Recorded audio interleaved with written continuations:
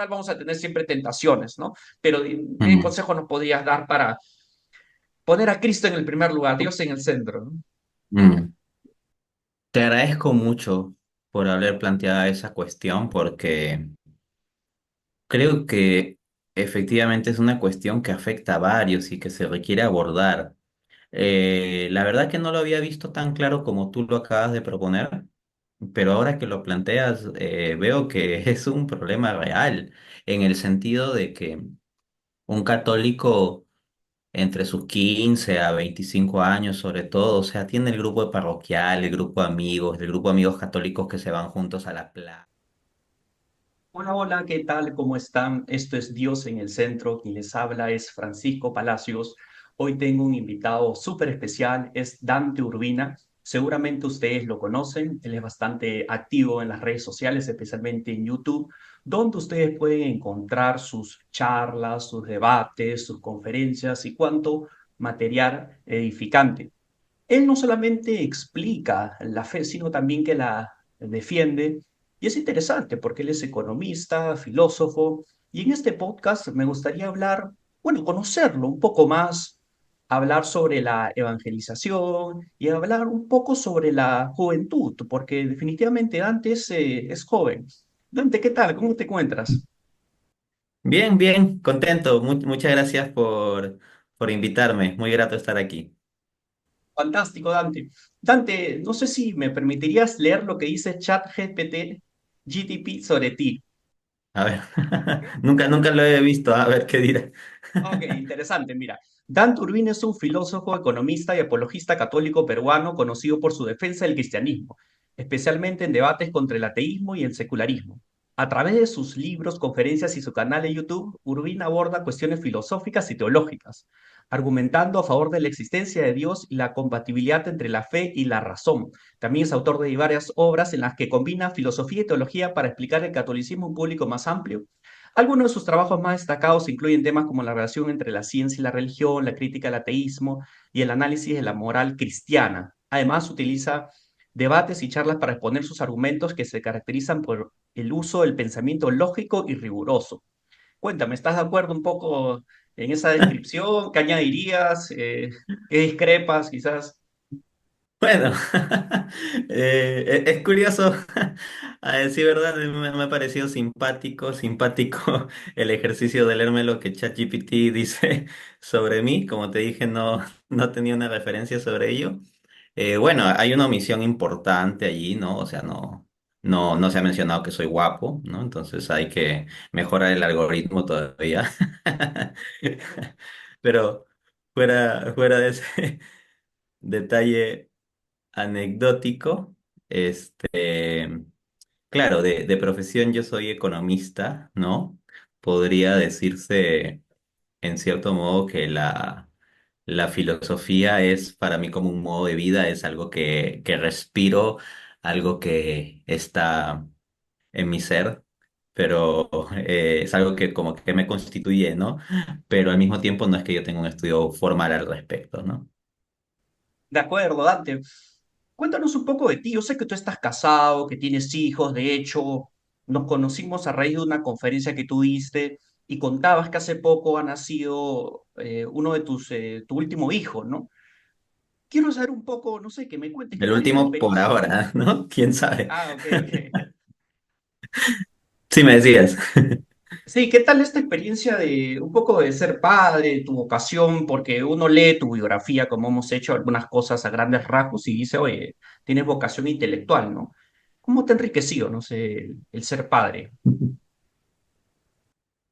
Em, yo veo ya lo vengo diciendo en algunas ocasiones, pero creo que es un mensaje que es necesario fijar, especialmente para quienes puedan escuchar esto con oídos cristianos, que los hijos son una cruz. Y quien tome esto verdaderamente con la mentalidad cristiana, sabe, por tanto, que los hijos son una especial bendición de Dios, ya en ese sentido elevado por la visión cristiana. Porque la cruz sí, o sea, es pesada e implica pues sus complicaciones día a día, así como Jesús decía en Marcos 8:34, el que quiera seguirme, que renuncie a sí mismo, que cargue su cruz y que me siga, ¿no? O sea, eso suena como una cuestión de cargar diariamente la cruz. Entonces sí, hay dificultades, tiene su lado pesado, no dormir tanto como uno quisiera, cierta pérdida pues de las libertades de hacer lo que le da la gana a uno, etcétera, etcétera. Sin embargo, dejar la cruz simplemente como una especie de carga pesada, esa es la forma en que lo ve el mundo. Pero en la visión cristiana, la cruz es el lugar del amor.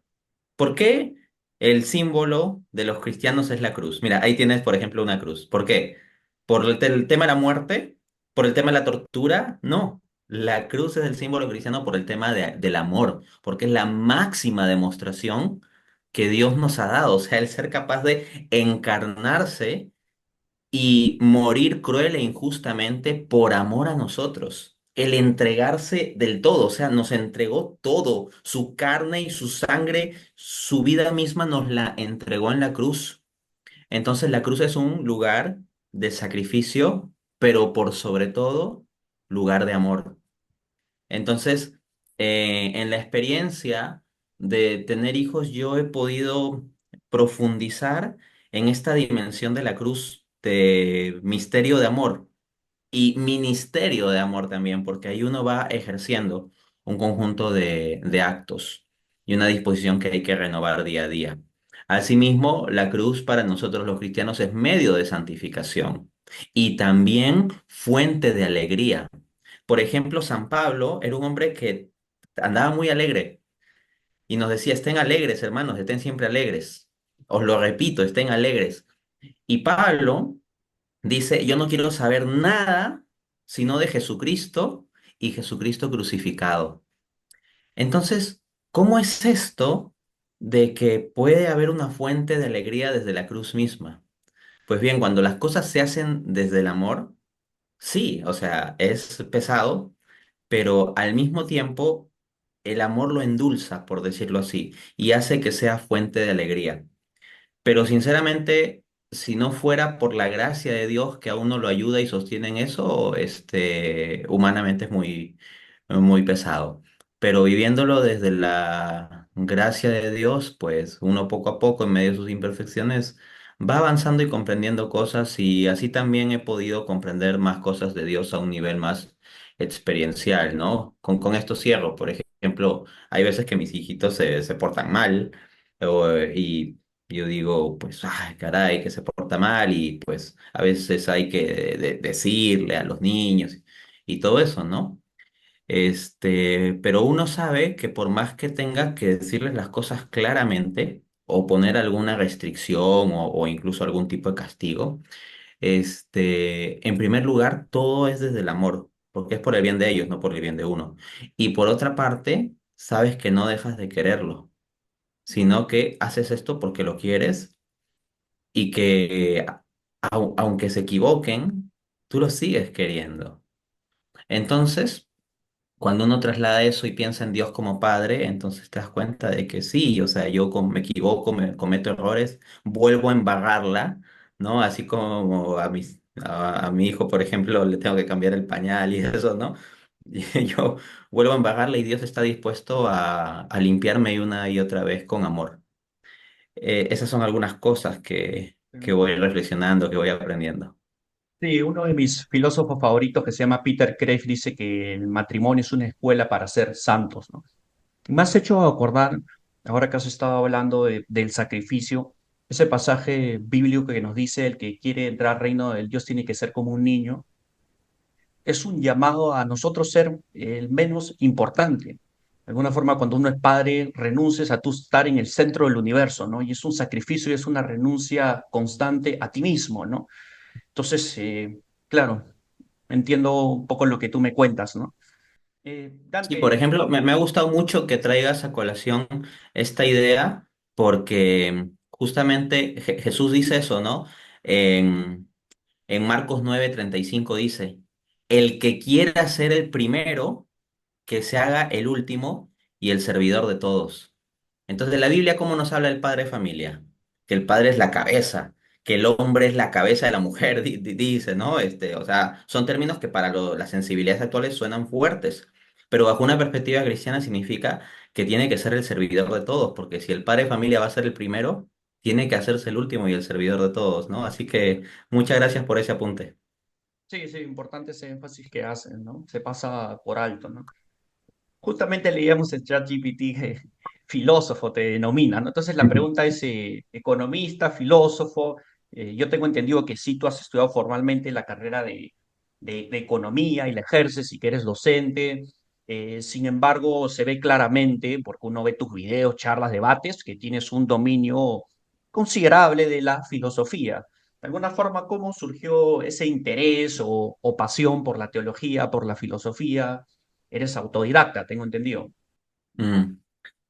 Para mí, en cierto modo, la cuestión filosófica es un modo de vida, ¿no? En ese sentido, eh, yo no vi la necesidad de estudiar la carrera de filosofía. Había personas que me decían, no, oye, pero ¿por qué no estudias o por qué no estudiaste filosofía? Y yo digo, es que siento que no necesito una carrera para desarrollar ese aspecto. Con esto, por supuesto, no estoy diciendo que no se requieran pues cierto conocimiento técnico o que la carrera de filosofía no te vaya a dar pues todo un andamiaje de lecturas, de estructura, de sílabo, de conocimiento y habilidades especiales como por ejemplo leer griego o leer latín, que son idiomas que un poco más pueden revisar en las carreras de filosofía. O sea, no, yo no estoy negando eso, yo no estoy negando que un estudio formal de la filosofía pueda dar ciertos elementos. Pero en estricto a mí la razón por la que me interesa la filosofía no es por un asunto de currículum académico. Pero para mí la filosofía me interesa para filosofar.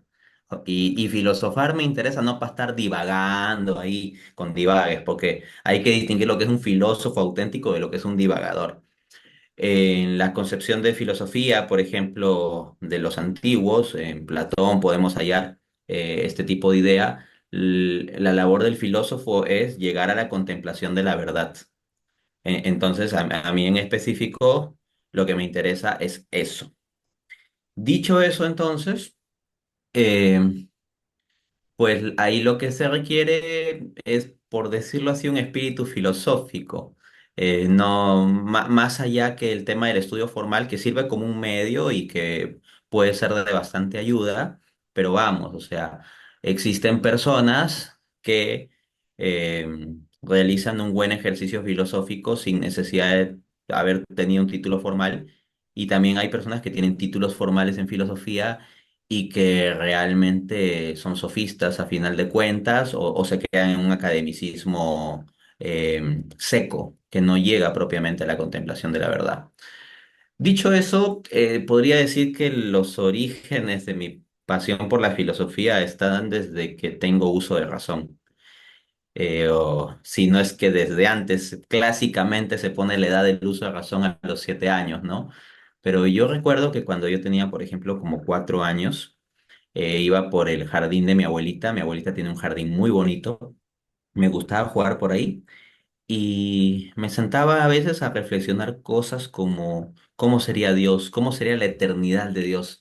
Trataba de entender cómo sería un ser que no tenga inicio ni fin de su existencia. ¿Cómo sería ser eterno? Y me hacía esas preguntas. Y me acuerdo que, o sea, sí, como que lo razonaba a un nivel como de querer llegar al fondo de esto. Obviamente no lo expresaba con las categorías que lo estoy haciendo en este momento, pero sí tengo un recuerdo más o menos claro de hacer ese ejercicio de pensamiento y buscar eso, ¿no? Entonces, para mí, el ver las cosas y preguntarme a fondo qué es lo que está detrás, o sea, las preguntas más metafísicas o ontológicas que se puedan hacer es algo que se me ha dado como un impulso desde que soy pequeño, ¿no? Entonces, cuando eventualmente me he ido desarrollando, inclusive en mi carrera de economía, el aspecto filosófico siempre ha estado presente. Las cosas más técnicas de economía que yo he visto en la formación de la carrera, siempre las he estado conectando a su vez con la cuestión filosófica. Entonces, por decirlo así, para mí la filosofía no es como una cuestión de una carrera o algo formal, sino se me ha dado en cierto modo como respirar. Repito, con esto no digo que tenga yo las mismas herramientas que alguien que haya estudiado formalmente filosofía, pero lo que sí digo es que lo más fundamental es llegar a la contemplación de la verdad, más allá de las otras coyunturas que pueda haber en torno a lo que se pueda llamar un filósofo. No, Dante, tú citaste a Sócrates y nosotros sabemos que para él era fundamental la búsqueda de la verdad, ¿no? Entonces, a partir de ese comentario que haces, me es inevitable hacerte la siguiente pregunta, porque tú eres docente universitario, tienes debates, y tú sabes que una característica de esta época es el relativismo, ¿no? Mm, Nosotros, si hay un dogma que nadie puede cuestionar, una ideología predominante que la encuentras en cualquier eh, salón universitario, es el relativismo, pues no existe la verdad, ¿no? Que es una idea filosófica de Kant, ¿no? Que simplemente existen categorías mentales, ¿no? Subjetivismo, ¿no? Entonces, no es que quiera ahondar particularmente en este tema, pero me resulta interesante saber tú como profesor que estás en ambientes universitarios, en mi caso yo he estudiado dos carreras, tanto psicología como comunicaciones, y lo que caracteriza a esta sociedad occidental es el que no podemos acceder a la verdad, ¿no? No hay verdad absoluta, que por sí un poco se contradice, ¿no? Pero ¿cómo hablar de verdad tú siendo católico a esta época en la cual ya se da por sentado que no existe verdad? Es más, si tú te atreves a decir que existe verdad, lo asociamos a autoritarismo, a intolerancia, a no tener apertura de mente. Entonces, no sé, a partir de lo que comentaste de Sócrates, me es inevitable preguntarte eso, ¿no? Porque muchos católicos no sé, podemos profesar nuestra fe y de inmediato nos critican, nos cuestionan, oye, ¿qué estás hablando? Eres un absolutista y demás. Normalmente, cuando yo me encuentro en escenarios así, lo que hago es hacer preguntas. O sea, el Hago diálogo preguntas, socrático. ajá, sí. Em, Por ejemplo, hay los que me han visto en los debates. En los debates, yo no soy de utilizar mucho el método socrático. O sea, yo agarro, apunto las ideas y luego trato de matarlas una por una las ideas que haya explicado la persona con la cual esté debatiendo, ¿no? Pero en cambio, cuando yo me encuentro en otro tipo de circunstancias, ¿no? Como este tipo de ambientes que comentas, más que ponerme a hacer afirmaciones, de decir, sí, hay una verdad absoluta y no sé cuántos, eh, lo que hago es hacer preguntas. Por ejemplo, si me dicen que no hay verdad, ¿no? Yo diría, ok, si no hay verdad, ¿eso que has dicho es verdadero o falso? Entonces, si la persona me dice que es falso, significa que entonces sí hay verdad, porque sería falso que no hay verdad, entonces sí hay verdad. Y si me dice que es verdadero que no hay verdad, entonces habrá al menos alguna verdad, la verdad de que no hay verdad. Por lo tanto, no es posible sostener la proposición de que no hay verdad. Luego, si me dijeren que soy intolerante porque proclamo cierta perspectiva, cierta visión religiosa, política, etcétera, económica, etcétera, pues yo le digo, oye, pero si estamos en un esquema de libertad de pensamiento y de tolerancia, ¿por qué no toleras tú mi opción de pensar así? Yo no te estoy poniendo ninguna pistola sobre la cabeza ni nada, simplemente pienso distinto que tú. Adicionalmente, si tú consideras que todas las verdades son relativas, y que cada uno tiene derecho a pensar lo que quiera, pues bien, deberías ser tolerante con el derecho de algunas personas de pensar que hay una verdad absoluta y de poder proclamar que hay una verdad absoluta. Y luego le preguntaría, por ejemplo, para ti, la proposición, todas las verdades son relativas, ¿es una verdad relativa o absoluta? Lo meto en otra trampa lógica. Si me dice que es una verdad absoluta, cae en un problema porque entonces no todas las verdades serían relativas, habría al menos esa verdad absoluta. Esa sería una autocontradicción. Y si me dice que es una verdad relativa, la proposición, todas las verdades son relativas, yo le diría, bueno, si es una verdad relativa, significa que bajo cierto punto de vista, o bajo ciertos escenarios, o bajo ciertas personas, o sociedades, o circunstancias, esa misma proposición podría ser falsa, porque precisamente es relativa, entonces podría ser o no ser. Y si eso es así, entonces, tu relativismo es una opinión más, pero también puede ser otra opinión que se pueda sostener, considera que hay verdades subjetivas o que hay una verdad absoluta, etcétera, etcétera, ¿no? Entonces, yo aplico eso, fundamentalmente en ese tipo de circunstancias o ambientes, el método socrático. Y no hago demasiadas afirmaciones, me centro en hacer preguntas, preguntas, preguntas, y vamos, nadie me puede acusar de preguntar. Bueno, interesante enfoque, gracias. Tú eres bien activo en las redes sociales, como yo lo dije al inicio, especialmente en YouTube se puede ver diversas charlas, conferencias, un poco cómo nació ese deseo de evangelizar tú, de que tuviste quizás esa conversión, ese acercamiento hacia Dios, surgió. Un poco cuéntame sobre esta experiencia, qué cosa tú has aprendido, qué cosas tú te esperabas y a la hora de emprender este proyecto has descubierto, te ha enriquecido en relación a tu fe, en relación a la gente, ¿no? Por cierto, por ahí me comentaban que no se puede hacer comentarios en tus videos, ¿ah? Por ahí me comentaron, no sé, tú me explicarás por qué, ¿no? Ujú. Sí, a ver, en cuanto a el asunto de los comentarios, tengo un video entero explicando por qué no activo los comentarios en mi canal. Entonces, a quien le interese, simplemente pone en YouTube, ¿no? Dante Urbina, ¿por qué no activo los comentarios? Y le va a salir el video de explicación, ¿no? Para no explayarme. Comienzo sobre lo de, pues esto de las redes sociales y ello, ¿no? Yo no sé exactamente decir si soy muy activo o no. Depende que se entienda, ¿no?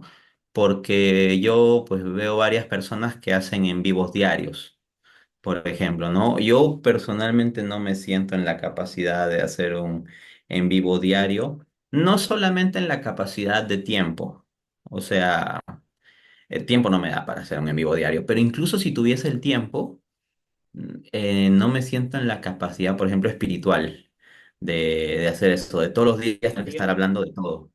¿No? Me parece que se requieren ciertas circunstancias en donde uno tiene que guardar más meditación, silencio, oración, etcétera.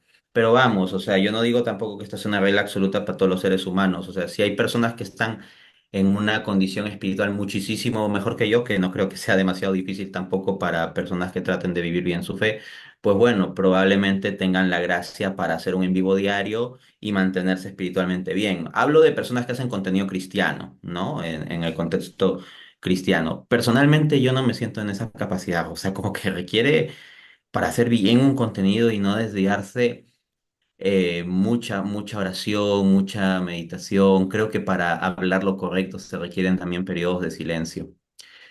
El ritmo al que actualmente estoy publicando es 2 veces a la semana. Cabe mencionar asimismo que yo no soy un youtuber propiamente, si por youtuber se entiende alguien que crea contenido para YouTube.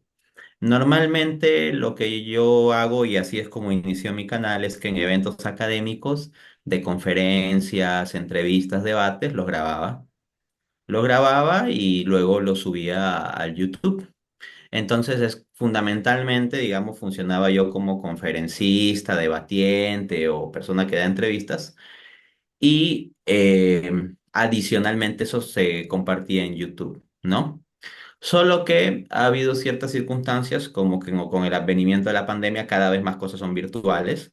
Al mismo tiempo, como me convocan personas de otros países, también muchas veces ya los eventos mismos, las conferencias, las entrevistas e incluso los debates, se dan en gran parte de modo virtual, ¿no? Pero si uno ve mi canal de YouTube, hay poco contenido que se ha generado desde cero para mi canal, ¿no?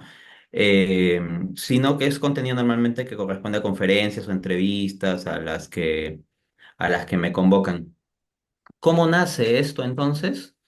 Esto nace de simplemente el hecho de que eventualmente en mi desarrollo académico decía, oye, alguien me sugirió, ¿no? Cuando yo estaba en el último año de universidad, me sugirió, oye, ¿y qué tal si grabas esto que vas a hacer y lo compartes en YouTube? A mí no se me había ocurrido, lo hice y parece que funcionó bien, que había gente a la que le gustaba y comencé a compartir eso, ¿no? Hoy en día, a Dios gracias, pues hay bastantes personas que se han sumado al canal. Actualmente tengo como 63.000 suscriptores. Sí, 63.000 suscriptores. Entonces hay gente que día a día ve los videos. Mientras yo estoy dormido, los videos se siguen viendo. Y bueno, para mí es algo grato porque yo procuro dar un mensaje que sea de bien para la gente, de bien para el mundo. Y entonces en la medida en que yo esté dormido y los videos sigan viéndose, pues es como en cierto modo seguir trabajando, ¿no? Yo trato de hacer todo esto por amor a Dios y por amor al prójimo. Digo trato porque uno tiene que luchar día a día consigo mismo. ¿no?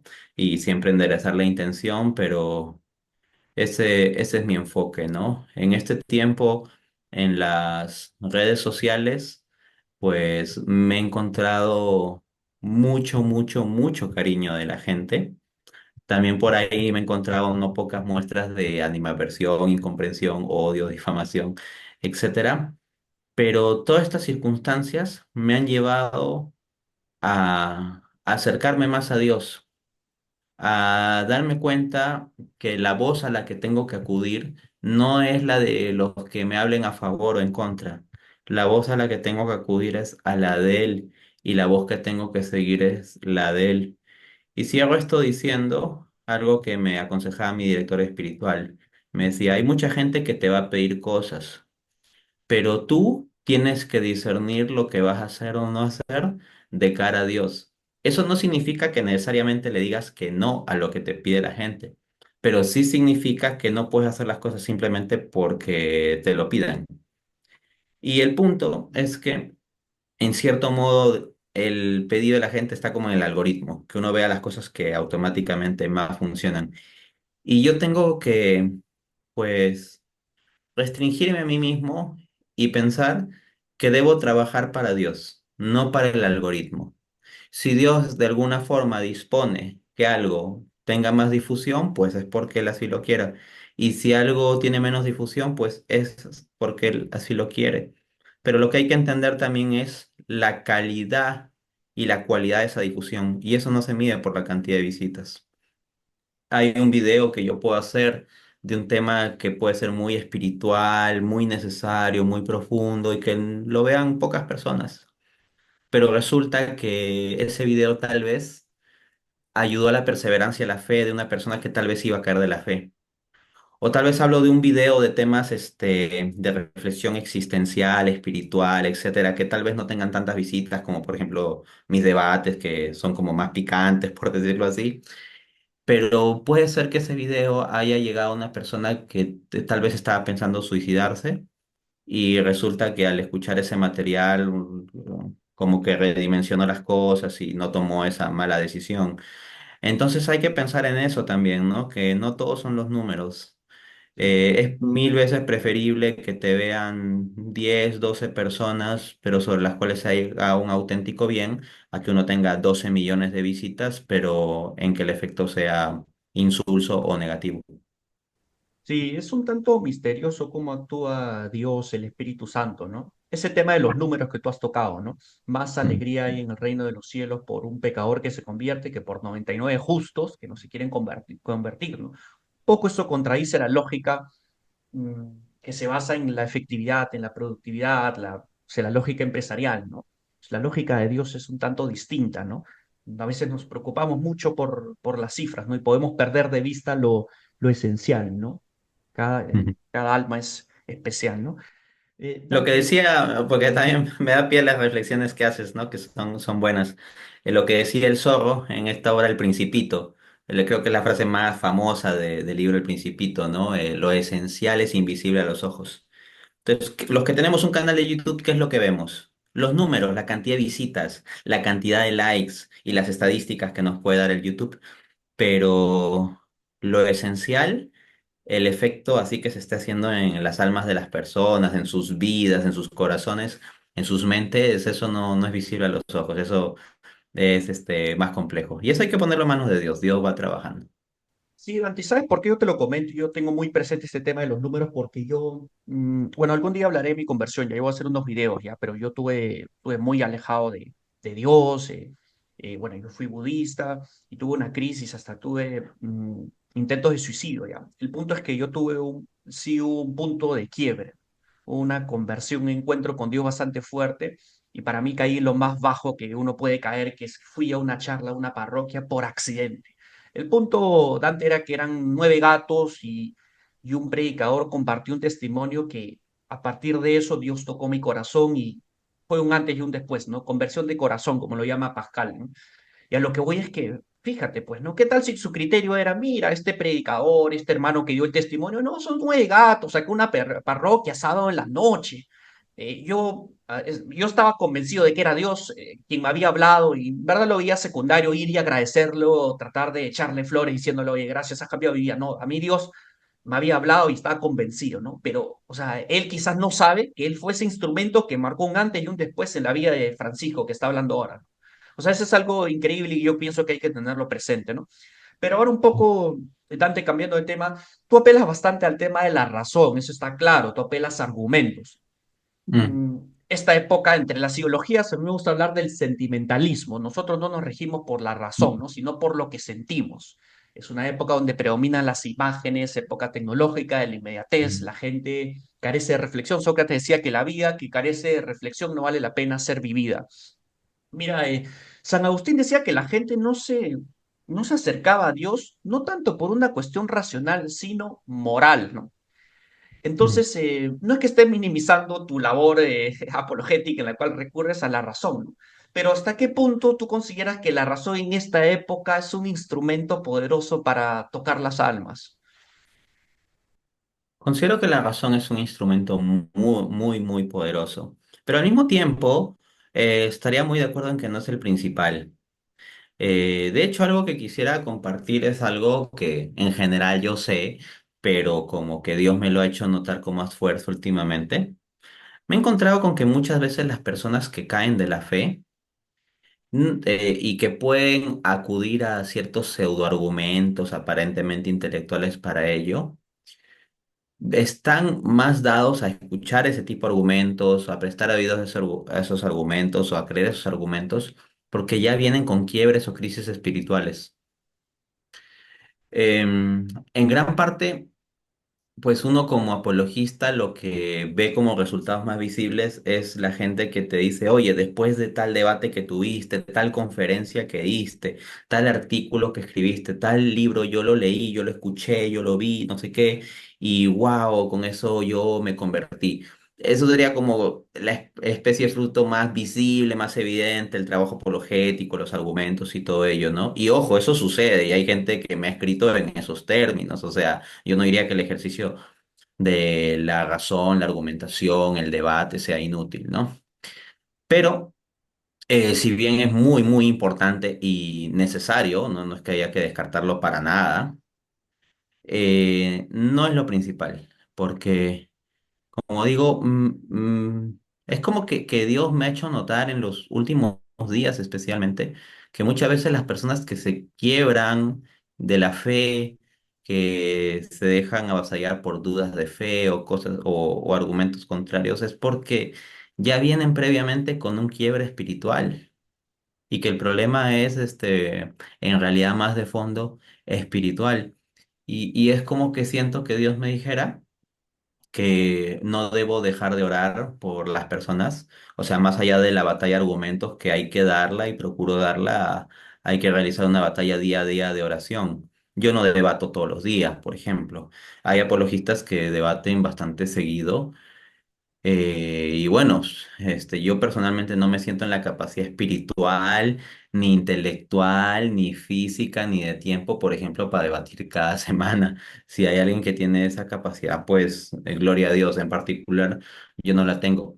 Pero la batalla que tengo que dar todos los días no va a ser la de debatir todos los días, pero sí tengo que orar todos los días por la fe de las personas. Al mismo tiempo, da cierto mensaje espiritual que puede ayudar a sostener espiritualmente a ciertas personas. A veces puede ayudar más a la perseverancia en la fe que simplemente estar con peleas de argumentos, que ciertamente, como digo, hay que darla, ¿no? Entonces, yendo un poco a tu pregunta sobre el asunto de la razón, vivimos en una era de la sin razón, ¿ok? Pero, como decía Chesterton, cada generación es salvada por aquellos que saben contradecir sus gustos. Y por ejemplo, en el siglo XIII, ¿quién fue el que, por decirlo así, salvó la iglesia? No, no Santo Tomás de Aquino. O sea, Santo Tomás de Aquino es genial, lo quiero mucho, etcétera. Pero el Papa tuvo una visión, el Papa Inocencio, en el siglo XIII, donde veía que la iglesia se caía. Y resulta que era la época de mayor esplendor de la iglesia en términos humanos. O sea, el siglo XIII es conocido como el siglo de oro de la iglesia. Es la época en la que la iglesia tuvo más poder político, económico, ideológico, cultural, jurídico, educacional, geopolítico. Nunca antes la iglesia fue tan fuerte en términos humanos y consolidada como en el siglo XIII. Pero Dios en un sueño le mostró al Papa que la iglesia se estaba cayendo. Pero eso no significa que la iglesia se acaba, por cierto, ¿no? Que haya crisis en la iglesia no significa que la iglesia se acaba. Lo que le mostró en ese sueño también es que había un hombrecillo que sostenía las columnas de la iglesia para que no se caiga y no se caía. Y ese hombre del siglo XIII no era Santo Tomás de Aquino, al santo pues que yo tanto debo como elemento instrumental en mi conversión del ateísmo a la fe cristiana católica. No, el hombrecillo que sostuvo ahí la iglesia fue San Francisco de Asís. En una época en que la iglesia tenía tanto poder mundano, tanta riqueza económica, el que salvó a esa generación en cierto modo fue el pobre, el pobrecillo San Francisco. Pero hoy en día tenemos una situación en la cual el mundo es el mundo de los sentimientos, de la sinrazón. Y Chesterton, reflexionando sobre eso, decía que cada generación es salvada por los que saben contradecir sus gustos. Así San Francisco contradijo pues la tendencia que había en el siglo XIII. Si hoy en día tenemos la tendencia de la sinrazón, entonces esta generación tiene que ser salvada por la razón.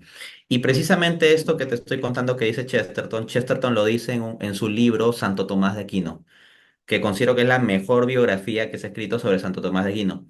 Y decía Chesterton, por lo tanto, que parece que nuestra época será salvada por un profesor de lógica, por Santo Tomás de Aquino. En consecuencia, en esta última época de la sinrazón, la batalla de la razón es absolutamente fundamental. El tomismo es un arma absolutamente necesaria para dar la batalla aquí y ahora. Uno de mis pensadores favoritos y apologistas es Blaise Pascal. Y me gustaría comentarte lo siguiente, ¿no? Resulta que había un escéptico que encuentra bastante convincente los argumentos de Pascal, ¿no? Pascal argumentaba, ¿no? Porque era razonable creer en Dios y demás, ¿no? Pero finalmente este escéptico le decía, mira, Pascal, encuentro muy racional todo lo que me dices, pero igual no puedo creer, ¿no? Porque desde la visión católica la fe es un don, ¿no? Entonces, lo que me gustaría preguntarte es, ¿tú qué le dirías a aquella persona que racionalmente puede encontrar razonable, ¿no? Que existe un Dios, que Cristo fundó la Iglesia Católica. Te cuento lo que planteaba Pascal. Le decía, mira, esto es por tu concupiscencia, ¿no? Porque el ser humano es un tanto paradójico, ¿no? Es grande porque está hecho a la imagen de Dios, pero al mismo tiempo es miserable porque está herido por el pecado, ¿no? Entonces lo que Pascal le sugería era que viva como si fuera creyente, por más que no sintiera nada, ¿no? Que orara, que tuviera buenos hábitos, que cultivara la templanza y demás, y que la experiencia la veía como una fuente de conocimiento. Eso le recomendaba, ¿no? Y que Dios decía que la clave para que Dios toque tu corazón es la humildad, ¿no? Y decía que viva como si fuera creyente, ¿no? Ese es el consejo que le dio, ¿no? Y me parecería interesante. ¿Tú qué le sugerirías, no? Porque es posible, ¿no? Hay mucha gente que puede encontrar razonable, pero finalmente no tiene esa conversión de corazón, que lo llama Pascal, famoso por su frase, seguramente la has oído, el corazón tiene razones que la razón misma desconoce. Sí, efectivamente hay ese tipo de personas. A mí me es una situación un poquito difícil y triste, la verdad, pero sí, lo he comprobado. En particular, yo en mi trabajo apologético me he centrado como en fases. La primera parte de mi trabajo apologético estaba centrado en el debate contra el ateísmo. De ahí, por ejemplo, que en tanto la mayor parte de años de mi, digamos, carrera pública como apologista han estado en mis controversias con el ateísmo, pues, por ejemplo, eso se ve reflejado en el resumen que hace ChatGPT, ¿no? Que se basa como en la información disponible para hacer un resumen. Em, entonces, en gran parte este asunto era la defensa de la proposición Dios existe. Y en el marco de eso me han escrito varias personas, pues, que piensan muy a fondo sobre el teísmo y están metidos en las discusiones filosóficas lógicas de la existencia de Dios y que el argumento cosmológico esto y que el argumento teleológico aquello y que Santo Tomás no sé cuántos y el argumento ontológico y que el materialismo y el problema del mal y la teodicea de Leibniz y hasta te vienen con un montón de tecnicismos que este paper publicado de Graham Oppy o por ejemplo este artículo que salió en la revista Science que plantea un nuevo modelo cosmológico, etcétera, etcétera, y terminan haciendo de la apologética ateísta un ídolo, porque viven pensando más en esos armazones filosóficos para defender la existencia de Dios que en Dios mismo. Y cuando se encuentran con algún argumento ateo que les pone dificultades, entran como en crisis de fe. Y muchas veces ahí me escriben, pues, y me dicen, oye Dante, tengo este argumento ateo que no sé cómo resolver. Y yo, para mis adentros, me río y lloro, por decirlo así. Me río del argumento, porque muchas veces son argumentos que no son tan fuertes y se los hago notar, oye, este argumento no es para tanto, es un argumento tonto y y lo refuto. Y no me es difícil refutarlo. Y le digo, este argumento que te está metiendo en toda esa crisis es un argumento tonto. Pero luego, digo que por dentro me río del argumento, pero en cierto modo lloro por la persona, porque me digo, esta persona no tiene una profundidad de vida espiritual. Ese es el problema. Y le digo directamente, mira, voy a hacer una refutación rápida del argumento para que te quedes ahorita tranquilo al menos, porque ya sé que no vas a poder pensar en otra cosa, porque muchas veces este tipo de personas es como que se obsesionan con el asunto y mientras no le encuentren una solución racional no pueden pensar en otra cosa. Entonces, sí, sé como que tengo que apagar el incendio dándoles una solución argumentativa, ya. O sea, diría que ahorita no se me ocurre un caso en que no haya resultado. O sea, que yo le doy la solución argumentativa y la persona, pues, ay, sí, tenía razón, ¿no? Luego, al día siguiente me puede traer otra, pero ya será otro argumento, ¿no? Pero por lo pronto se logra apagar el incendio. Pero le digo, normalmente a estas personas, y me ha pasado bastante más de una vez esto, tu verdadero problema de fondo no son los argumentos, sino tu falta de relación con Dios mismo. Y le digo, si viene un superfilósofo a argumentarme que mi madre es un holograma creado por unos extraterrestres, una realidad paralela o lo que sea, y yo no llegase a tener los argumentos para refutarlo en detalle, sino que él ponga en jaque todo lo que yo digo, no por eso yo dejaría de creer en la existencia real de mi mamá, porque la experiencia profunda que tengo de su existencia, la relación personal que tengo con ella, de que sé que realmente me ama, hace que pues puede venir un superfilósofo a darme argumentos para decir que no existe, y yo incluso no puedo refutarlo, pero eso no va a hacer mella en esa experiencia tan fundamental. Y al mismo tiempo, me tomaría como tontería lo que diga tal filósofo, tal superfilósofo, por más que suene muy sofisticado. Entonces le digo, ¿no? Si tú entras en crisis de fe por un asunto como este de que te encontraste un argumento que ahorita no tiene solución, es porque realmente no tienes fe o has dejado de lado una auténtica relación personal con Dios.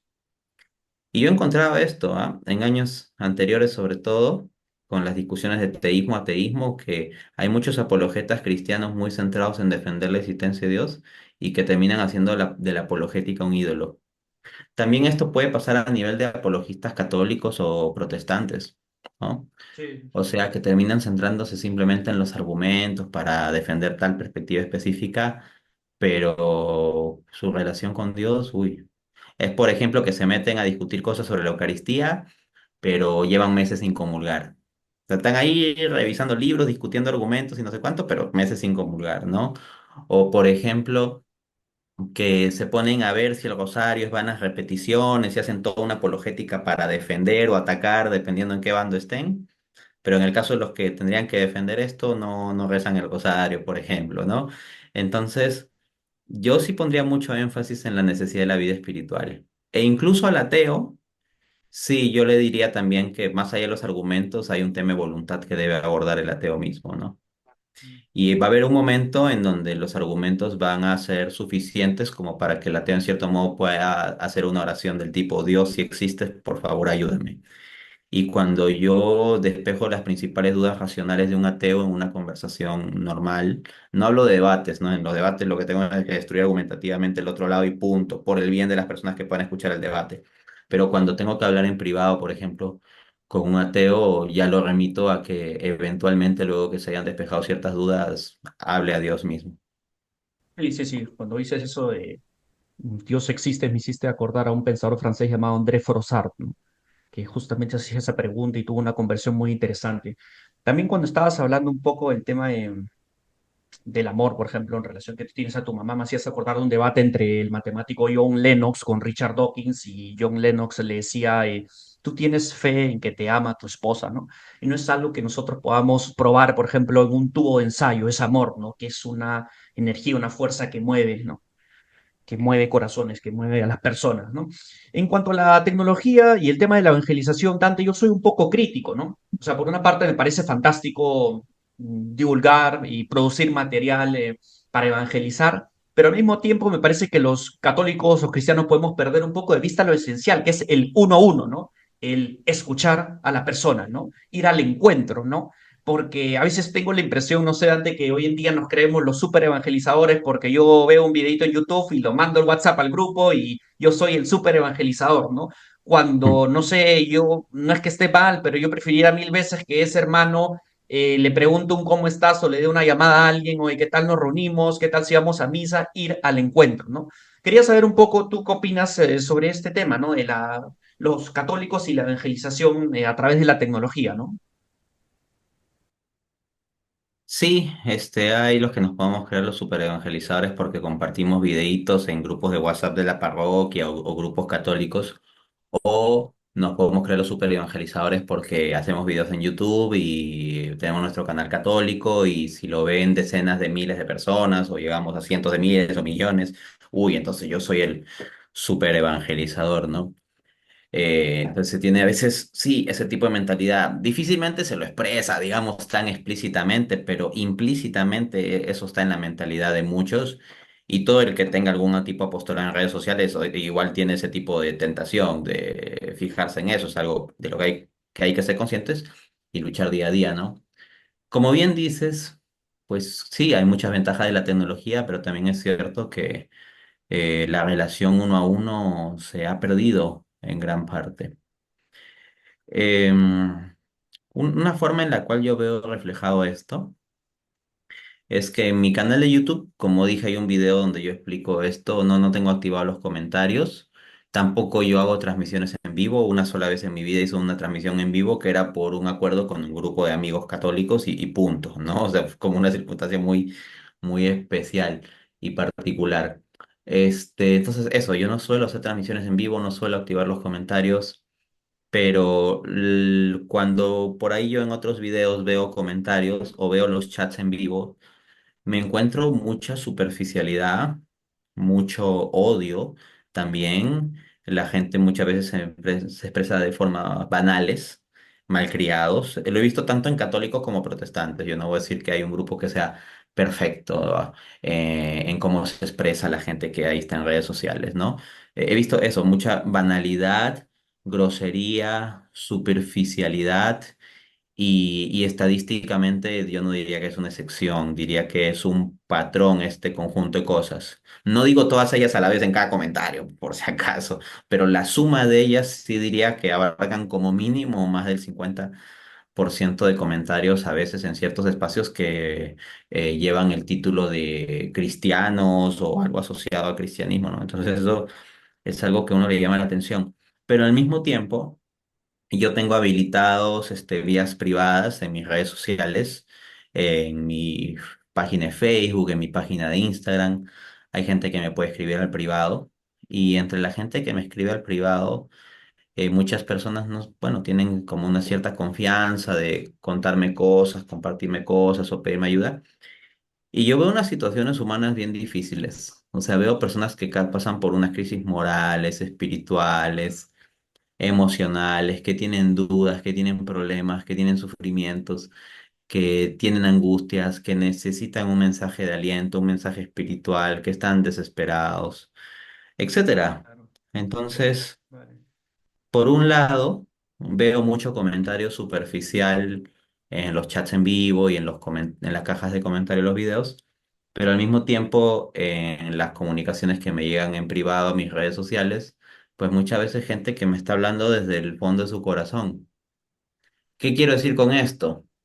Yo no estoy aquí diciendo que mi chat privado es el único espacio. No, no. O sea, seguro, lo que estoy diciendo es que ese es un síntoma que a mí me permite ver cómo hay una cara que se maneja en comentarios públicos y en chats públicos, pero en privado hay gente necesitada. Y yo no estoy como clasificando dos tipos de personas, como los que van a comentar allá en eso, en otros espacios y los que me escriben en privado. No, no, no. Lo que estoy diciendo es esas mismas personas que pueden estar en comentarios públicos burlándose de cosas, siendo groseros o siendo banales o cosas así, son personas que muchas veces por dentro cargan heridas, tienen dudas, tienen dificultades, tienen crisis y a veces no encuentran espacios para conversarlo. Y es ahí donde la evangelización de uno a uno, el que un amigo le llame por teléfono y le diga, oye, ¿cómo estás? O se encuentren para comer, o se pueden hablar por privado, en alguna red social, pero hablando de corazón a corazón, por decirlo así. Eso es algo que se necesita mucho más que simplemente estar generando videos para afuera, por decirlo así. Claro, yo pienso también en la labor de los sacerdotes, ¿no? Sacerdotes que estén bien pedidos, ¿no? Y te dicen, no sé, te responden por correo. Y la hermana Verónica, una española, hablaba de eso, ¿no? De qué importante es el uno a uno. Bueno, Dante, tengo dos preguntas, pero yo no sé si alcanza el tiempo, ¿no? Mira, A ver, leo algunas dos más, por ejemplo. esas son las dos últimas, te lo agradezco. Mira, Dante, me gustaría hablar un punto concreto sobre sexualidad, ¿no? Mm, Mm, digamos que la lujuria siempre ha existido, ¿no? Es propio mm, del ser humano en cualquier época, ¿no? Pero esta época se caracteriza porque estamos condicionados a ser de alguna forma esclavos, ¿no? De nuestros deseos mm, pasionales, ¿no? Porque es evidente, nadie puede cuestionar que lo que predomina hoy en día es la hipersexualidad. Vemos que, al menos en el cristianismo, no es que haya un énfasis muy particular en el tema del sexo, ¿no? Porque digamos que uno hasta dos mandamientos se habla sobre ese tema, ¿no? No cometer pecados impuros o no consentir pensamientos. Y Cristo, si te das cuenta, hace más énfasis, por ejemplo, en la avaricia, en otros pecados. ¿Y por qué mm. yo te comento esto? Porque me gustaría qué consejos me podrías dar, porque yo trabajo bastante con jóvenes, un poco para vivir el tema de la castidad, ¿no? A veces estos temas no se tocan en las iglesias, ¿no? Y es un desafío. Hoy día, como insisto, estamos condicionados, ¿no? O sea, ya no es solamente una cuestión del pecado, porque que yo tengo la predisposición, sino es el ambiente en el que me muevo, ¿no? Es un producto de consumo, estamos constantemente expuestos a esto, ¿no? Entonces, ¿qué consejo nos podrías dar a los jóvenes para poder vivir la castidad, ¿no? Que es algo tan complicado y que es importante abordarlo, ¿no? A mí me gusta siempre decir que la castidad más que todo es aspirar a amar, ¿no? La iglesia está cuidando algo hermoso, ¿no? No es que, porque el mundo entiende como si la iglesia nos estuviera privando algo que es muy lindo, ¿no? Pero, o sea, la iglesia nos dice que es maravilloso en la medida que haya compromiso, que haya una conexión emocional. Ese es el mensaje cristiano, ¿no? Pero en esta época se ha distorsionado totalmente, ¿no? Entonces, me gustaría saber un poco qué consejo me podrías dar al respecto, ¿no? Que para mí también es una lucha. Sí, sí, o sea, en general hay un libro que habla sobre estos temas que se llama La lucha de cada hombre. O sea, ¿Un en general, evangélico? ¿cómo? De un evangélico, si no me equivoco, pero Sí, me sí parece lo he que el leído, autor es sí, protestante. sí. Ajá. Y da varios consejos útiles de una perspectiva cristiana, ¿no? Para lidiar con este tema de cuidar la mirada, la pureza, etcétera. Pero claro, lo que tú decías, ¿no? Esto es la lucha de cada hombre.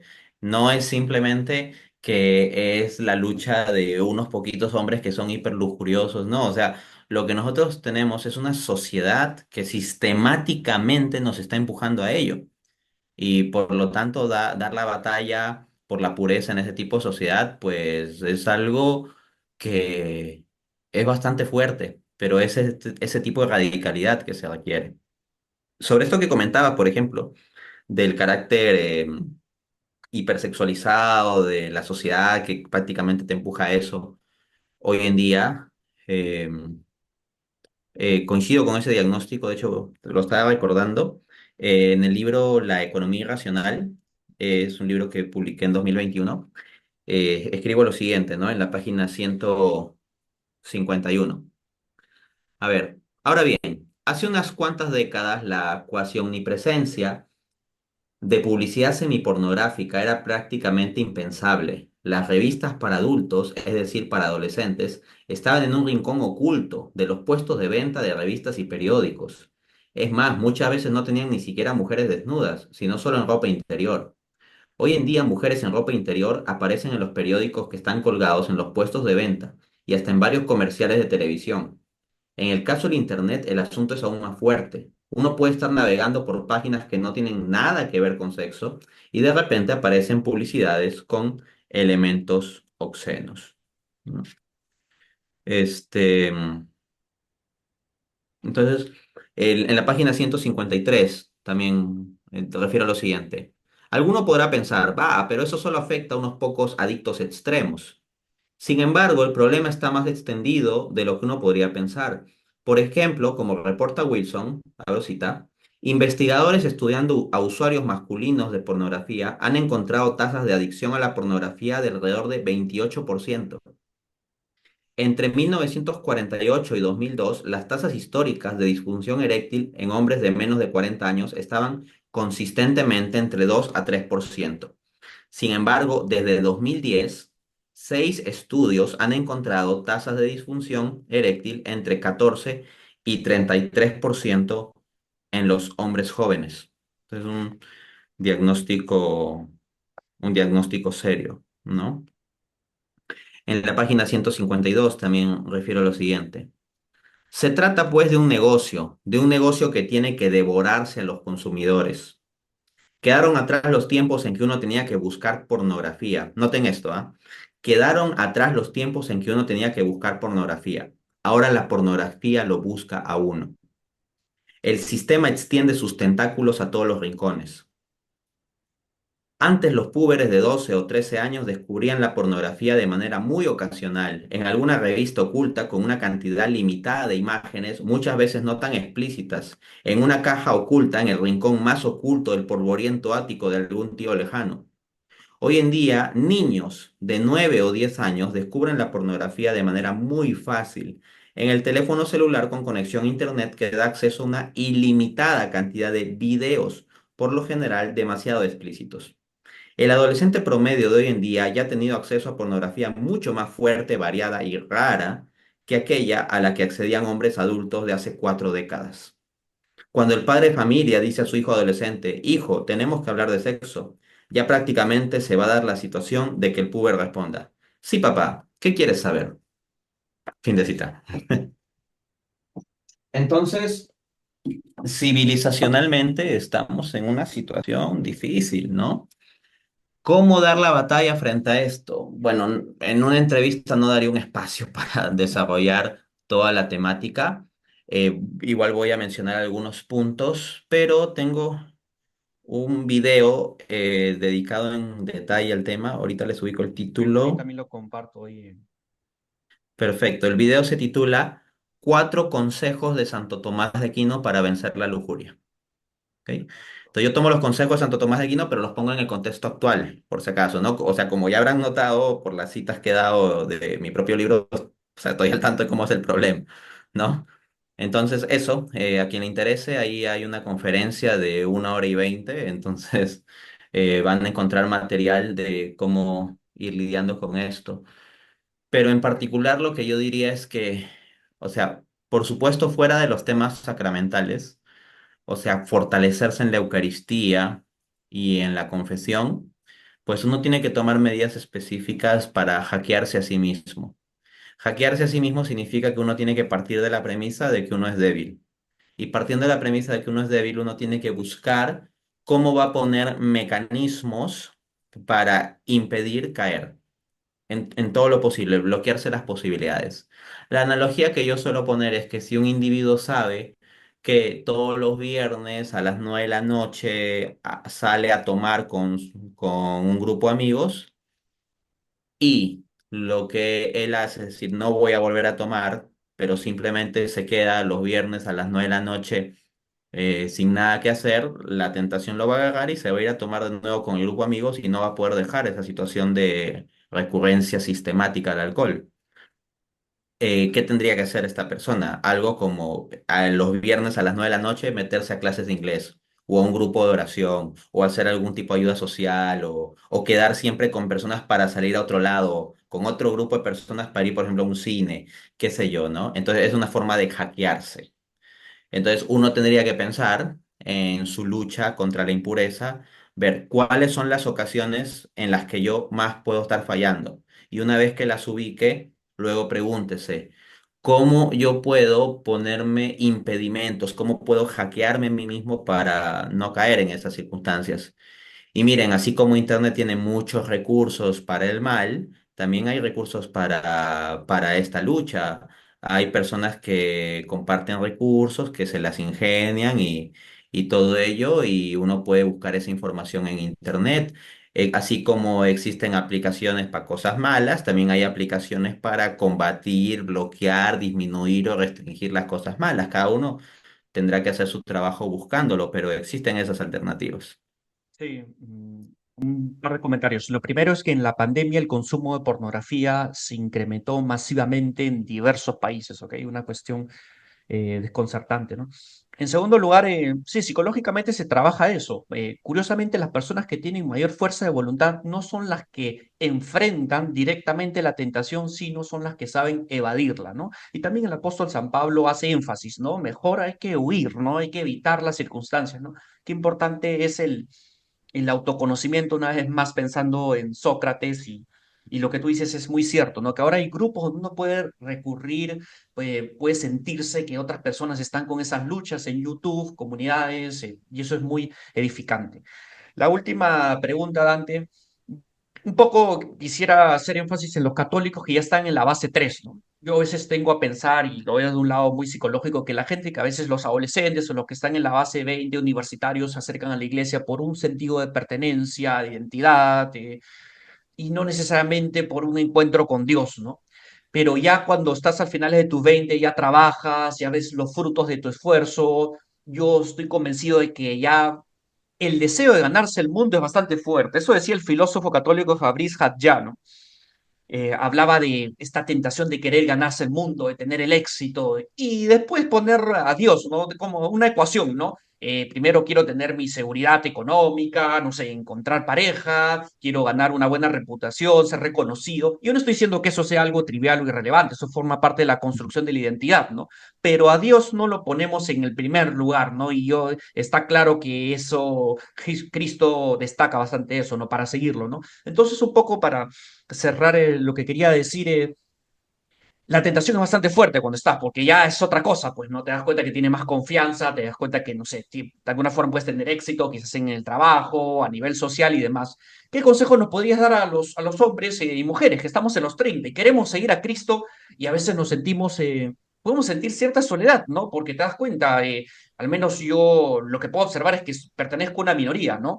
En buena hora que hay redes sociales y puedo comunicarme con católicos de diversas partes, pero yo en ambientes académicos sé que soy una minoría. Y esto no lo digo con un sentido de que me siento menos, lo digo con un comentario objetivo simplemente, ¿no? Católicos que estén bien comprometidos, que quieran dar su vida a Cristo, que siempre estén cuestionándose, buscando.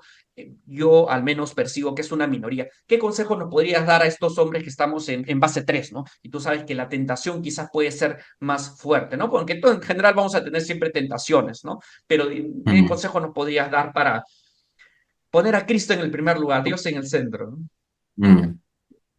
Te agradezco mucho por haber planteado esa cuestión porque creo que efectivamente es una cuestión que afecta a varios y que se requiere abordar. La verdad que no lo había visto tan claro como tú lo acabas de proponer, pero ahora que lo planteas, veo que es un problema real en el sentido de que un católico entre sus 15 a 25 años, sobre todo, o sea, tiene el grupo de parroquial, el grupo de amigos, el grupo de amigos católicos que se van juntos a la playa, a comer pizza, etcétera, ¿no? Y muchas veces hay bonitos grupos de jóvenes y de repente cuando comienzan a conseguir trabajo, cuando se casan, cuando tienen otras obligaciones, poco a poco comienzan a desaparecer y listo. El grupo de católicos jóvenes eventualmente ya no es, ¿no? Y si alguno persevera, pues se queda solo, ¿no? Entonces, este, como tú bien dices, pues puede haber ahí todo un tema que no necesariamente es el compromiso espiritual, que ayuda a las personas a mantenerse ahí, pero ya más adelante cuando vienen otras obligaciones, exigencias, intereses de la carrera profesional de uno, el dinero, los viajes, las becas, el trabajo, la familia, los hijos, etcétera. Entonces eventualmente uno deja de lado, ¿no? Eso.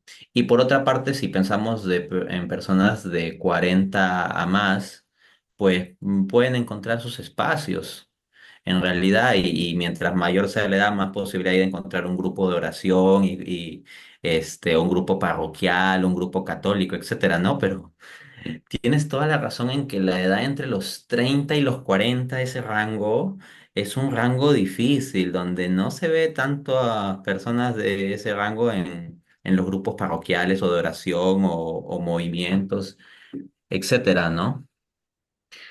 Yo en primer lugar llamaría a la conciencia sobre esto y una vez que se tenga conciencia, que uno reconozca que tiene que dar esa batalla. O sea, que se dé cuenta de que en los católicos de 30 años hay muchas dificultades y que si uno tira la toalla o si uno se aleja, está dejando ese espacio vacío. La Madre Teresa decía, todo lo que yo hago no es más que un grano de arena, pero si yo no lo hago, ese grano de arena faltará por toda la eternidad. Entonces, del mismo modo, uno a veces puede tener ese sentimiento de soledad, de irrelevancia, de que es el único que persevera o que va, el único que está, etcétera. Pero uno tiene que dar esa lucha. Precisamente porque hay pocas personas que hacen eso, uno tiene que dar esa lucha.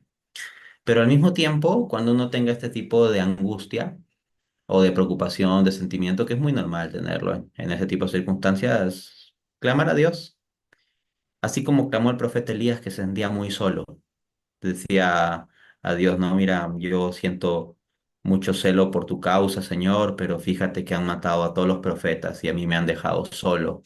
Decía Elías, ¿no? Deprimido, lamentándose. O sea, Elías fue alguien que es un gran profeta del Señor, que hizo cosas extraordinarias y luego de eso pasó por un periodo de, vamos, o sea, depresión. Él hasta quería morirse, ¿no? Le dijo a Dios, Señor, léanlo, ¿no? El profeta Elías es mi profeta favorito. Hasta hay versiones en dibujitos animados que me encanta verlas. El profeta Elías dice, Señor, no soy mejor que mis padres, ¿no? Simplemente déjame morir. O sea, así estaba Elías. Y se sentía solo porque decía, Señor, yo soy el único que queda aquí en Israel.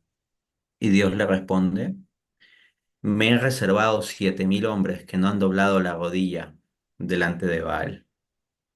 Entonces, frente a que Elías sentía que estaba como solo y que era el único en medio de toda esta batalla, Dios le dice, me he reservado 7.000 hombres.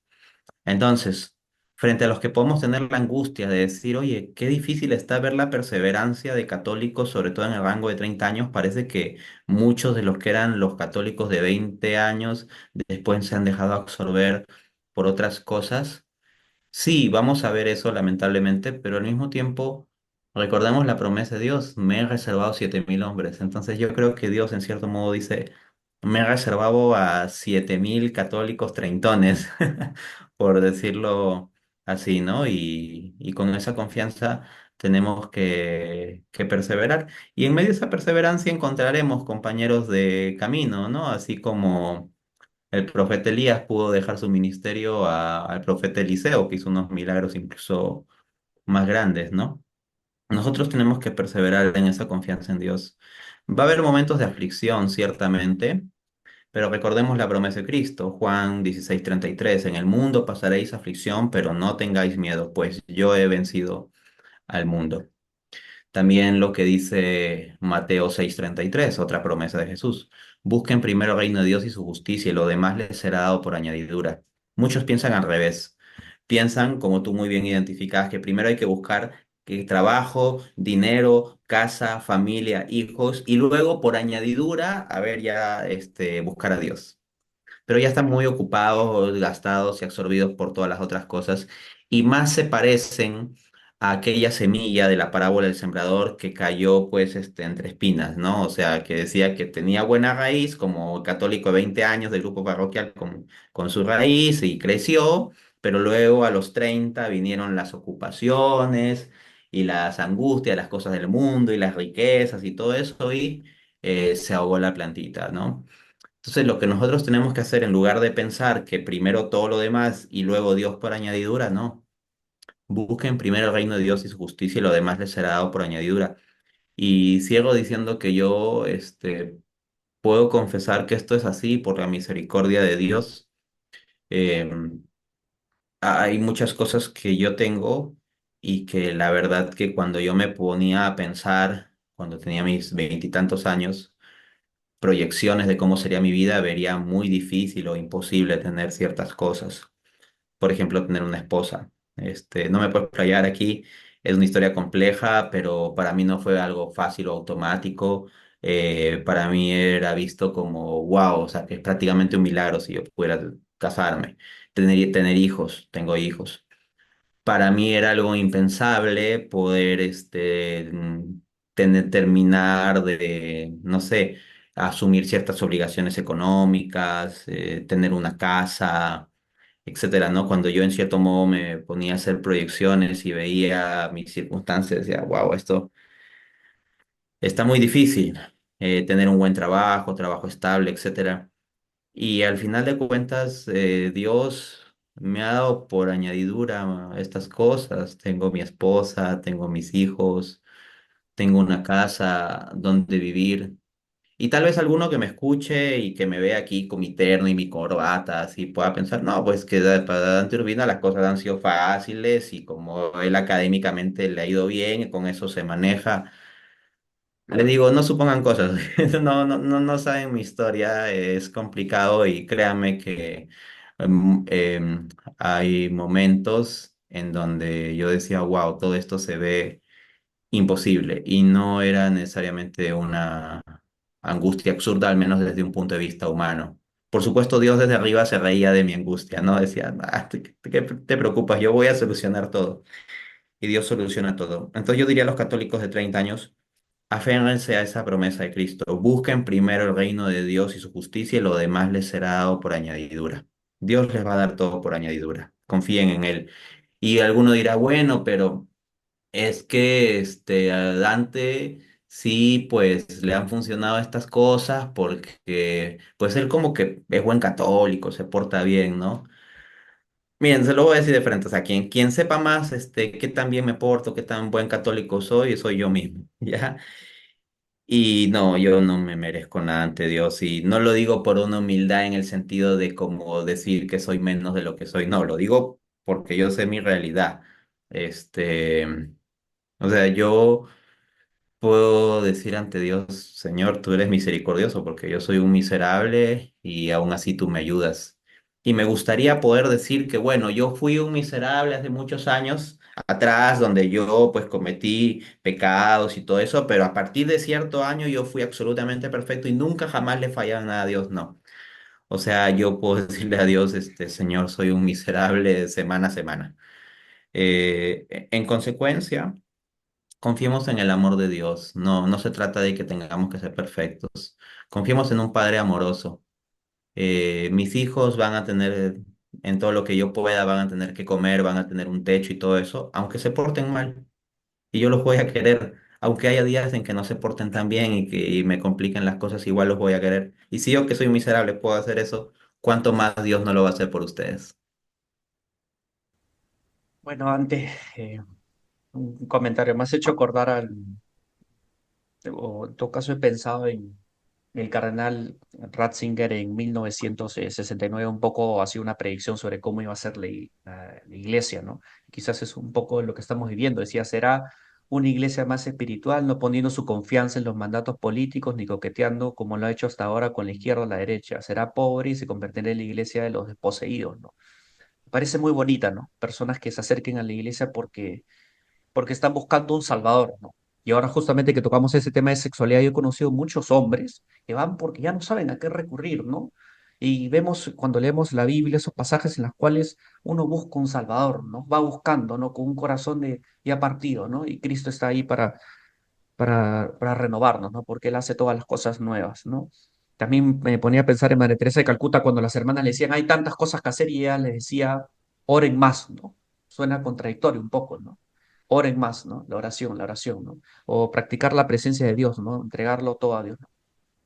Bueno, Dante, en verdad muy agradecido por la entrevista, por tu tiempo, por tu sencillez, cuánto mensaje para reflexionar y seguro que muchas personas los llevará a cuestionarse, ¿no? A cuestionar su relación con Dios, ¿no? A entregarse más a Él, porque de esto se trata este podcast, ¿no? Por eso se llama Dios en el centro, ¿no? Muchas gracias. Y bueno, no sé si quisieras cerrar con algún comentario final.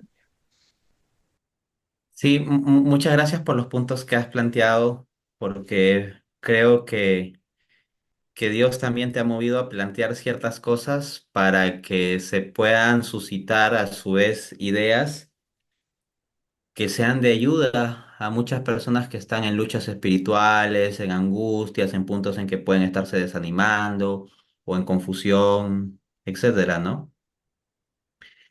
Dicho eso, pues entender que la vida es para darla. Nosotros podemos estar pendientes de nuestro éxito material, de nuestra estabilidad, de nuestras cosas, etcétera, etcétera, o de conseguir nuestros intereses, nuestros placeres, nuestra comodidad. Y eso es un reto en gran parte también para personas en torno a 30 años, por ejemplo, donde ya tienen ciertos ingresos económicos como para ello, ¿no? Eh, pero recordemos lo que nos decía Jesús. El que quiera salvar su vida, la perderá, pero el que la pierda por causa mía, la salvará. Entonces, si alguno quiere ser feliz y simplemente se va a dedicar a sus goces egoístas y se va a centrar en eso, está buscando su vida, pero la perderá. Va a terminar vacío y después buscando desesperadamente solución. Aunque incluso si buscare desesperadamente solución, Dios es tan bueno que está dispuesto a recibirnos, incluso ahí. Por eso Dios también, de hecho, recibe tanto a las personas en la ancianidad. Así de bueno es tan humilde Dios, porque cuando éramos niños lo despreciábamos porque, bueno, ahorita es más divertido jugar. Cuando éramos adolescentes, lo despreciábamos porque era más interesante, pues las chicas, los chicos, ¿no? Las fiestas, etcétera, los videojuegos, qué sé yo. Luego de jóvenes, lo dejamos de lado porque mira, más bacán es mi grupo de amigos, la universidad, las salidas, la discoteca, etcétera. Luego cuando pasamos a la adultez temprana, no, Dios, ahorita yo estoy muy ocupado, tengo que pagar un crédito hipotecario, tengo que conseguir un trabajo, tengo que ascender en el trabajo en que he conseguido, tengo que sacar mi maestría, este diplomado, esta especialización, tengo que viajar al extranjero, etcétera. Entonces, estoy muy ocupado, Dios. Después, cuando estamos en torno a los 40 años ya, con más o menos un gran éxito profesional, construido y todo eso, no, señor, ahorita yo estoy ocupado en comprarme el segundo departamento, en comprarme un tercer automóvil, en pagar el colegio privado de mis hijos. Estoy ando muy ocupado ahorita, señor, ¿no? Y uno mientras tanto va acumulando pecados, por si acaso. O sea, entonces ese recorrido va acumulando y acumulando pecados. Y luego, pues eventualmente uno tiene 60 años, 65, ya va saliendo de las ocupaciones laborales, los hijos se van de casa, etcétera, y uno como que dice, bueno, ¿y ahora qué? Señor, te necesito. Señor, necesito algo en mi vida, voy a la parroquia, voy a orar, etcétera. Entonces es como que tú dejaste a Dios para las obras para el final. Así. O sea, como que Dios siempre estuvo de sobra, lo pospusiste y recién al final se te ocurre decir, oh Señor. Y Dios es tan bueno, tan humilde que en lugar de despreciar a las personas y decir, maldito, recién me buscas en la tercera edad, al fuego eterno, etcétera, Dios es tan humilde, tanto nos ama, que acepta que lo agarremos recién en la última etapa, como si Él fuera unas obras, y ahí nos da gracia para que podamos ir reparando cosas en nuestra vida y morir santamente, como pasa con muchas personas en tercera edad que arreglan sus cosas. La humildad de Dios es alucinante, ¿no? Pero yo diría, no esperen hasta ahí, amigos míos, o sea, es en Dios que está la auténtica felicidad. Y estar con Cristo implica cruz, pero también resurrección. Y cierro citando Segunda de Corintios 4:10, dice el apóstol, en todas partes llevamos siempre la muerte de Cristo en nuestros cuerpos para que también la vida de Cristo se manifieste en nuestros cuerpos. Entonces, sí, ser cristiano implica renuncia, implica sacrificio, pero al mismo tiempo la plenitud de vida que va a surgir a partir de allí es mucho mayor, y esa es la vida de Cristo. Y uno dirá, bueno, pero todo eso suena a cargas y a un yugo y todo eso, pero Cristo dijo en Mateo 11, mi yugo es suave y mi carga es ligera. Amigos míos, dejen de cargar su cruz sin Cristo. O sea, vayan a donde vayan, está la cruz. Está la cruz, o sea, eso es inevitable. Incluso el que se la pasa ahí en las discotecas y todo eso de esa vida. Yo he hablado con personas que, eh, por ejemplo, en situaciones de fiestas, con esto cierro, esto va a llamar un poco la atención, creo. Yo en diversas ocasiones he tenido la oportunidad de hablar con personas en fiestas así de jóvenes o de adolescentes, ¿no? Y que están un poco ebrios o bastante ebrios.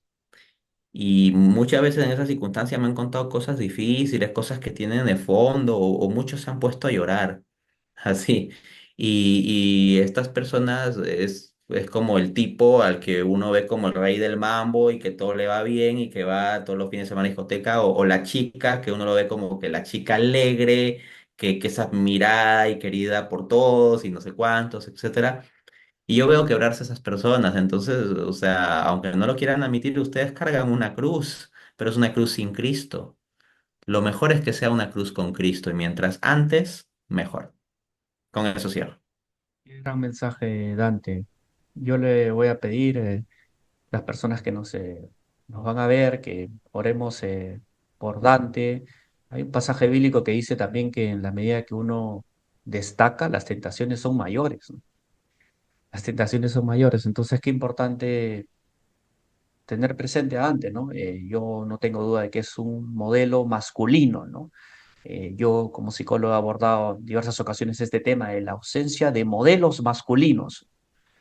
De alguna forma, hoy en día predominan las familias disfuncionales. Entonces hay esa ausencia de un padre, ¿no? De modelos masculinos que digamos, oye, yo quiero ser como él, que me inspire, ¿no? Que me motive, ¿no? Y yo creo que Dante hoy en día desempeña ese papel, siendo joven y destacado en diversos ámbitos, ¿no? Entonces, bueno, quiero agradecerte, Dante, por tu labor, por la sencillez, por el tiempo que me has dedicado, teniendo en cuenta eh, los deberes familiares. Te agradezco mucho, espero que no sea la primera ni la última vez que podemos platicar. Te agradezco mucho. Y por último, cierro diciendo que este video voy a colgar diversos extractos en TikTok, en Spotify, en YouTube, para que nos vean, y también compartir diversos enlaces que Dante ha mencionado a lo largo de esta entrevista. Y bueno, muchas gracias, Dante. Dios te bendiga y bueno, será hasta la próxima. Gracias. Muchas gracias. Chao, chao.